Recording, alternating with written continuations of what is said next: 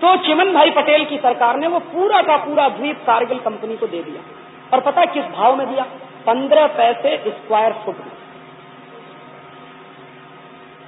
हमने पता किया कि इसके पीछे का रहस्य क्या है, तो खोजते खोजते इस नतीजे पे पहुंचे कि चिमन भाई पटेल का एक लड़का है, उस लड़के ने कारगिल कंपनी से जॉइंट वेंचर किया है और इसलिए 15 पैसे स्क्वायर फीट में उन्होंने जमीन दे दी है और वो जमीन पर कारगिल कंपनी का कारखाना लगेगा।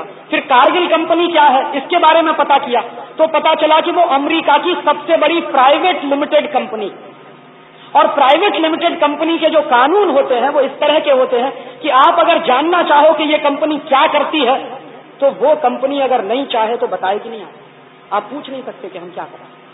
तो मैंने कहा कि भैया ये सब्सिडा वेट पे कारगिल वाले क्यों आ रहे हैं? बहुत दिन दिमाग घुमाते रहे। एक दिन उसका जवाब मिला कि सब्सिडा वेट पर ही क्यों आ रहे हैं, गुजरात में और कहीं जगह क्यों नहीं जा रहे हैं? मुंद्रा है, मांडवी है, कच्छ में किसी और गांव में जा सकते हैं, सांतलपुर वगैरह है जहां नमक बनता है, लेकिन वहां नहीं जा रहे, वहीं पे आ रहे। जवाब मिला कि सब्सिडा वेट से पाकिस्तान का कराची 100 नॉटिकल माइल पे है बस। और उस दिन दिमाग में सारा पिक्चर साफ हो गया कि ये क्यों आ रहे हैं कच्छ में। ये इसलिए आ रहे हैं कि अब गुजरात को कश्मीर बनाना, और अमेरिका के रिश्ते पाकिस्तान से कितने अच्छे हैं ये आप भी जानते हो, मैं भी जानता हूं। ये अमेरिका रोज पाकिस्तान को हथियार देता है। तो कारगिल कंपनी जब वहां आ जाएगी, उनका अड्डा बन जाएगा और उस अड्डे के माध्यम से वो पाकिस्तान से रिश्ते शुरू हो जाएंगे, क्योंकि पाकिस्तान का कराची वहां से 100 नॉटिकल माइल पर है। तो उनके लिए पाकिस्तान आना जाना बिल्कुल मुश्किल का काम नहीं रहेगा। और उसके अंदर क्या हो रहा है कंपनी में हम पता नहीं कर सकेंगे। तो मुझे समझ में आ गया कि ये कच्छ को एक दूसरा कश्मीर बनाने की सारी साजिश है। और फिर देखना शुरू किया तो हिंदुस्तान को घेर रहे। नॉर्थ ईस्ट में चीन बैठा, नीचे श्रीलंका में आग लगी हुई, उसके बाद आपका नॉर्थ ईस्ट से थोड़ा नीचे जाइए वहां भी आग लगना शुरू हो गई। कश्मीर और पंजाब में आग लगी ही रहती, अलग कश्मीर चाहिए, अलग पंजाब चाहिए, ये बात कहने वाले ही बहुत हैं। तो उसके बाद अब बचा हुआ एक हिस्सा है पश्चिम भारत, जो थोड़ा शांत है। अब उस पश्चिम भारत में गुजरात के छाती पे बैठ जाएंगे तो पश्चिम भारत को भी अशांत बनाएंगे। तो ये बात जब मुझे समझ में आई तो मैंने तय किया कि अब मैं कहीं जाऊंगा नहीं, यहीं रहूंगा कच्छ में। गुजराती मुझे आती नहीं, कच्छी तो बिल्कुल समझ में नहीं आती। फिर भी जाता था, स्कूलों में जाता था, कॉलेजों में जाता था, कहीं कोई परिचय नहीं होता था।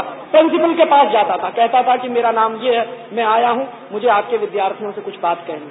तो कहता था क्या बात कहनी? मैं उसको कहता था कि यहाँ एक विदेशी कंपनी आ रही और तुम्हारी छाती पे बंदूक चलाएगी, वो बताने आया। तो कोई भी प्रिंसिपल ऐसा नहीं मिला जिसने मना किया। उसने कहा राजीव भाई बताइए, समझाइए। क्या ये बात बराबर है कि हमारा बजट हमको ही बनाना चाहिए, लेकिन मैंने बताया कि इस देश के नेताओं ने सारा देश बेच दिया।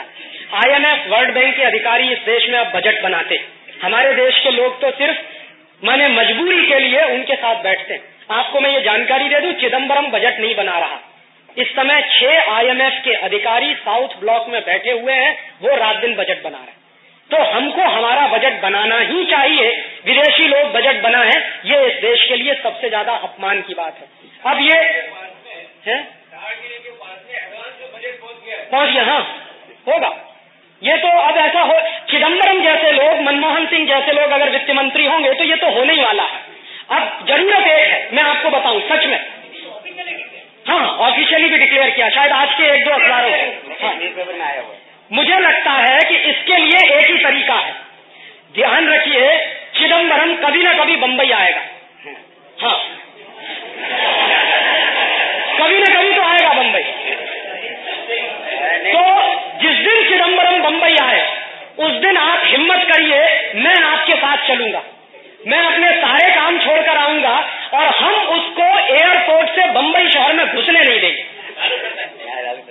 चिदम्बरम आएगा तो चिदम्बरम के साथ ये होगा, और मनमोहन सिंह आएगा तो उसके साथ भी यही होगा। और उनको ये बता दिया जाएगा कि तुम हो कौन, तुम वर्ल्ड बैंक और IMF के एजेंट लोग हो, तुमको इस पवित्र धरती पर हम कदम नहीं रखने देंगे। ये हम कर सकते हैं और ये जनता की ताकत है। बंबई में जिस दिन आपको लगे कि चिदम्बरम आ रहा है, आप राजीव दीक्षित को एक फोन कर दीजिए, मैं जहां भी रहूंगा आऊंगा।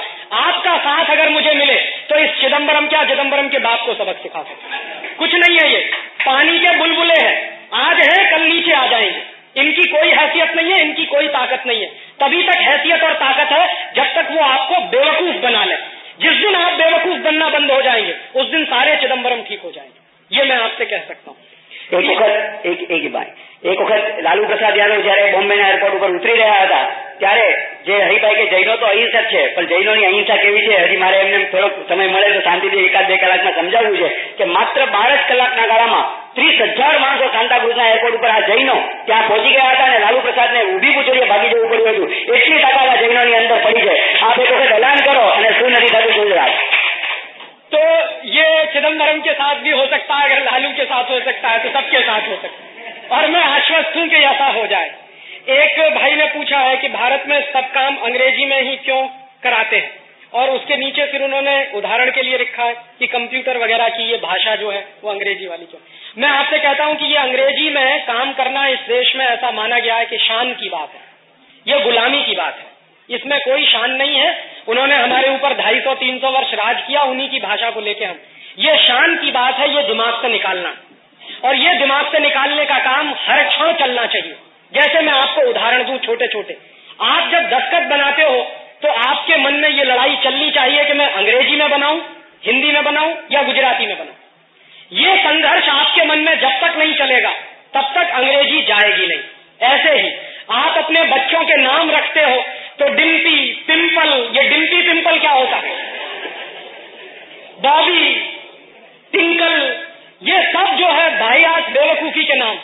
तो आपके मन में ये संघर्ष बराबर चलना चाहिए कि मैं मेरे बच्चों के ऐसे बेहूदे अंग्रेजी वाले नाम नहीं रखूंगा, स्वदेशी भारतीय भाषा के, गुजराती भाषा के, हिंदी भाषा के नाम रखूंगा। तो ये लड़ाई हर व्यक्ति की है। जब भी आपका हाथ दस्तखत करने के लिए बढ़े तो अपने आप से पूछिए कि आप अंग्रेजी में दस्तखत करने जा रहे हो या हिंदी में या गुजराती में। अगर आप अंग्रेजी में करने जा रहे हो तो अपने आप को रोकिए और कहिए कि नहीं, मैं प्रयास पूर्वक हिंदी में या गुजराती में ही दस्तखत करूंगा। ये लड़ाई जिस दिन आपके घर से शुरू हो जाएगी, आप इस देश में अंग्रेजी को विदा कर देंगे, ऐसा मुझे भरोसा है।